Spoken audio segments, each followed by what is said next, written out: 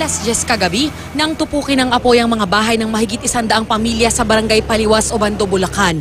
Naging emosyonal ang ilang residente habang pinapanood na nilalamon ng apoy ang lahat ng kanilang mga ari-arian. Wala po, lunos po. Halos lahat po doon lunos. Wala pong natira miski isa. Patuloy pang inaalam ng mga otoridad ang sanhi ng sunog. Pero ayon sa ilang residente, dahil daw ito sa naiwang kandila ng isa nilang kapitbahay. Kwento pa ni Annie, sinubukan daw ng kanyang mga kapitbahay na patayin ang apoy noong nagsisimula pa lamang ito. Doon po sa isang bahay na gawi doon, nagsisisigaw po may sunog. Maliit lang po yung sunog eh. Kaya lang, hindi ng mga nagbubuhos. Habang binubuhusan, lumalaki. Bali nung kasi, nasa kwarto na kami. Tapos may mga nagsisigawan na nga pagsilip ko may sunog. Ako naman, syempre, para kahit pa paano makatulong, rin kami, buhos-buhos kami, mga magkakapitbahay.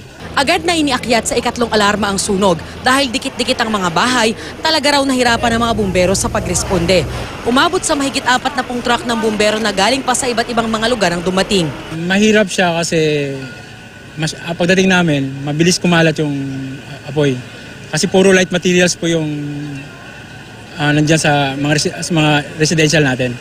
Ayon pa sa Obando MDRRMO, hindi raw ito ang unang beses na nagkasunog sa lugar. Pero ngayon lang daw ito lumaki. Meron na rin last year, kaya lang hindi naman ganyang kalakas. Madalas din nagkakaroon ng sunog sa lugar dyan, kaya lang naapula kagad.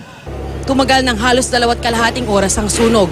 Wala namang naiulat na nasaktan sa nangyari. Patuloy pang inaalam ng mga otoridad ang pinsanang dinulot ng sunog.